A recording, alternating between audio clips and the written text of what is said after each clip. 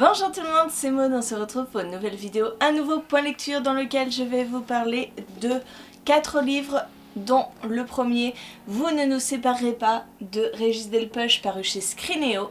On reste dans la thématique de séparation avec Jamais tu ne me quitteras de Chevy Stevens, paru chez l'Archipel. On enchaînera avec Skeleton Creek, le volume 1, Psychose, de Patrick Carman, paru chez Bayard. Et toujours chez Bayard, oh, si je m'arrache les cheveux avec ça, va pas le faire.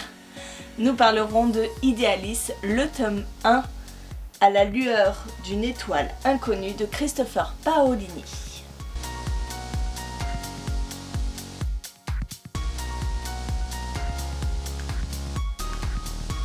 Allez, on commence tout de suite avec Vous ne nous séparez pas.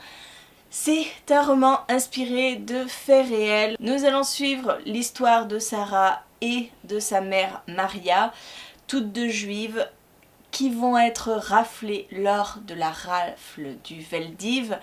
Mais ce n'est que le début de l'histoire puisqu'elles vont échapper à cette rafle. Mais pour autant, elles ne vont pas échapper au camp de concentration, elles vont partir à Auschwitz. Et on suit leur quotidien, on suit leur attente, leur espoir, leur désespoir, leur maladie,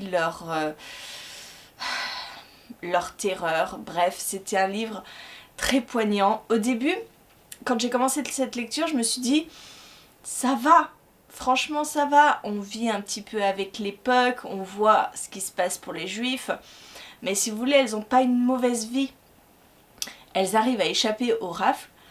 Et au début, je me suis dit, au bout de 100 pages, je me suis dit, bon, franchement ça va, j'arrive assez bien à contrôler mes sentiments, je n'ai pas de sanglots, c'est dur, mais pas aussi dur que j'aurais pu imaginer. Et là, il y a la déportation, ces wagons à bestiaux, c'est cette arrivée à l'autre camp. Alors c'était pas Auschwitz, c'était Birkenau, je ne sais plus exactement, je sais plus le nom exactement, mais voilà, elles vont passer par le premier camp avant que Sarah se retrouve à Auschwitz. Et en fait, c'est la simple phrase de la maman, qui est le titre de ce livre, qui a commencé à me serrer la gorge, parce que depuis le début, elles font tout pour rester ensemble malgré les difficultés. Et à un moment, on va les séparer et le cri du cœur de la maman qui dit « Non, vous ne nous séparez pas ». Là, j'ai senti les petits trémolos qui commençaient à arriver.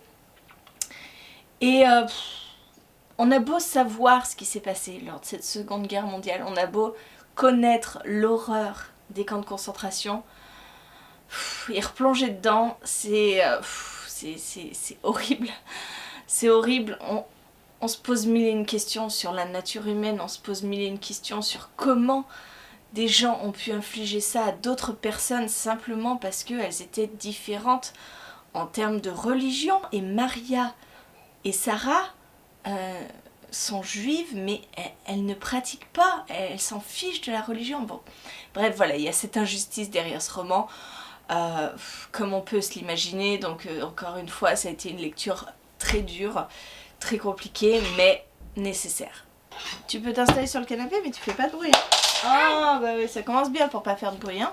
Là, t'as ton livre, là, si tu veux, l'ogre. Là, celui-là. Il n'y a pas de dialogue. D'accord? On va continuer avec Jamais tu ne me quitteras. C'est mon premier de Chevy Stevens, je n'en avais jamais lu. On y suit une femme qui s'appelle Lindsay, qui vit avec son mari et sa petite fille, et au bout d'un moment c'est compliqué sa vie de famille puisque son mari boit beaucoup. Alors il n'est pas forcément violent, mais il est très jaloux, il fait des remarques très blessantes, et il rabaisse sa femme, il l'empêche de faire certaines choses, il la contrôle. Jusqu'au jour où voilà, la violence va arriver. Elle va décider de partir, de s'enfuir avec sa fille, et elle va se retrouver sur une petite île à Vancouver où elle espère refaire sa vie, sauf que 10 ans après, elle commence à se sentir espionnée, suivie, et elle se dit que c'est son ex-mari l'a retrouvée. J'ai bien aimé, c'était plutôt addictif, mais le gros bémol c'est que il n'y a absolument aucune surprise dans ce roman. Il est assez classique, hein. Franchement c'est un thriller assez classique et j'ai été un peu déçue par ça parce que du coup j'avais vu venir tout. Voilà, il n'y a eu à aucun moment aucune surprise. Alors oui, on essaye de nous faire croire à une sorte de twist en plein milieu du livre, mais en fait ce twist, enfin, c'était pas étonnant. Je l'ai vu venir et franchement c'est ça qui est assez décevant parce que tout le reste c'était sympa. La narration, on oscille entre le présent et le passé, on fait des flashbacks dans le passé pour comprendre ce qu'elle a vécu et c'est absolument horrible ce qu'elle a vécu. Mais la construction en soi est classique, pas forcément très originale, avec une fin qui se laisse deviner aisément. Donc ça se lit bien, ça se lit vite, mais c'est pas inoubliable. On continue avec Skeleton Creek qui est parfait pour cette ambiance Halloween puisque nous allons suivre deux jeunes qui vont enquêter, on va dire, oui, enquêter sur la drague. La drague c'est une ancienne machine qui cherchait de l'or dans la petite rivière qui est près de chez eux, hein, Skeleton Creek. Et il y a tout un mystère autour de cette drague. Nous suivons Sarah et Ryan qui vont aller se balader justement près de cette drague puisque un jour Sarah a filmé un truc assez étrange, une sorte de silhouette à la fenêtre de la drague du bâtiment. Ils vont y aller et Ryan va avoir un accident, il va tomber, il va se casser la jambe et après on va suivre donc ses aventures chez lui puisqu'il ne peut plus bouger avec sa jambe dans le plâtre. Et c'est Sarah qui va continuer à mener l'enquête sous forme de vidéo. Ils n'ont plus le droit de se voir parce que leurs parents trouvent qu'ils ont une mauvaise influence l'un avec l'autre. Donc Sarah va envoyer des vidéos à Ryan et Ryan, lui, va continuer à nous décrire tout ce qu'il pense dans son journal. Donc c'est un journal, vous voyez, donc c'est écrit avec une typologie assez particulière. On a des mails qui collent dans son journal, on a des photos qui collent dans son journal et surtout nous avons les vidéos de Sarah. Les vidéos de Sarah, c'est simple en fait, à un moment vous arrivez à une page et on vous dit voilà le mot de passe, le titre de la vidéo et vous avez juste à taper ça sur YouTube et vous avez la vidéo. Et les vidéos sont hyper flippantes. Je vous jure, les deux premières, c'est flippant. Ça dure 2-3 minutes à chaque fois. Alors il y a beaucoup d'autres vidéos qui sont beaucoup de blabla, hein, Sarah qui raconte, etc., qui incruste des images. Mais les deux premières vidéos, elles sont flippantes. Même si on s'y attend un peu, parce qu'on sait qu'il va y avoir des sortes de fantômes, des trucs comme ça. J'ai trouvé le format hyper sympa. Parce que on est directement dans l'ambiance. On lit le journal de Ryan, plus on agrémente tout ça avec des vidéos pour voir exactement l'ambiance de la drague. On se repère complètement, on est complètement dans l'ambiance.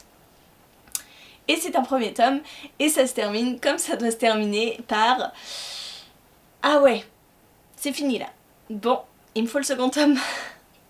Clairement, on s'y attend quand on voit cette dernière vidéo, on se dit ah, ça va mal se passer. Non mais les gars, faites pas ça, ça va mal se passer. Et ça se termine comme ça, et ça nous laisse comme ça. Donc c'est hyper bien joué, franchement c'est une très bonne idée. Et je ne peux que vous conseiller parce que, sincèrement, pour se mettre dans l'ambiance d'Halloween, il n'y a pas mieux. Et on termine par ce beau bébé, énorme bébé de 800 et quelques pages. Si on compte le lexique à la fin, on est à 850 pages il me semble. Qu'est-ce que j'ai aimé! Alors on l'a fait en lecture commune avec Marilyn, Laura et je ne sais plus son prénom. Une autre fille sur Instagram. Je suis désolée, j'ai mangé ton prénom. Et on a perdu Laura en cours, mais franchement, pour un livre de 850 pages, il se passe tellement de choses. Nous allons suivre Kira qui termine une mission de 4 mois je crois sur une planète. Elle est avec son fiancé, Alan. Elle n'a pas forcément envie de quitter cette mission parce que ça veut dire que eux vont devoir se quitter. Mais voilà, le dernier jour arrive, on va lui demander de vérifier quelques données, d'aller une dernière fois sur le terrain, vérifier quelques données avant de partir. Elle va s'y rendre et elle va tomber dans une grotte, dans un trou. Et à ce moment-là, elle va découvrir des résidus extraterrestres, la découverte du siècle, hein, voilà, la présence extraterrestre sur cette planète. Et elle va se faire attaquer par une sorte de poussière noire qui va commencer à ramper sur son corps. Voilà, ça c'est vraiment le tout début. Et on va partir dans quelque chose de extraordinaire. Voilà, c'est un roman de science-fiction pur et dur. Voilà, on ne va pas se cantonner à simplement étudier cette poussière noire. Ces méfaits, on va pas rester dans de l'approximation, on va partir sur des extraterrestres, un combat pour la survie de l'humanité, des combats spatiaux, une invasion extraterrestre tout simplement. Et je m'attendais pas du tout à ça. Moi je pensais simplement que les extraterrestres allaient s'insinuer dans les gens comme ça grâce à cette poussière noire en les changeant mais sans que ce soit trop visible. Non, non, hein, ils vont se battre contre des bêtes avec des tentacules énormes. Voilà, tout ce que vous pouvez penser des extraterrestres, ça y est dans ce livre. Donc c'était assez étonnant, mais je vous dis c'est bourré d'action. Franchement, je n'ai pas vu passer les pages. C'était addictif, j'avais sans cesse envie de savoir ce qui allait se passer et je vous dis, c'est bourré d'action. On a des explosions dans tous les sens, des morts, mais rien que les 150 premières pages, c'est hallucinant tout ce qui arrive à l'héroïne. Ce livre, c'est de la bombe, clairement, c'est de la bombe.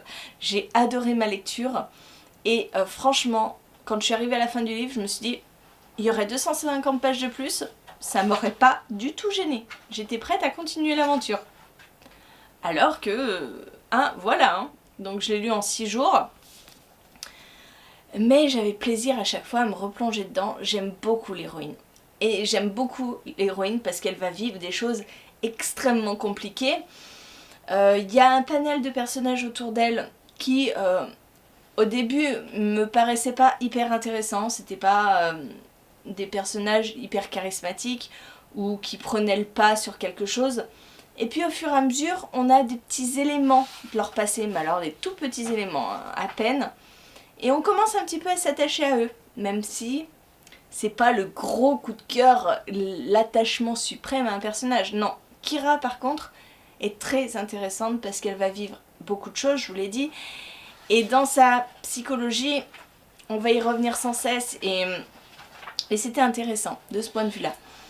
Bref, si vous êtes amateur de science-fiction, ce livre est pour vous parce qu'on m'a posé la question, c'est pas trop YA ?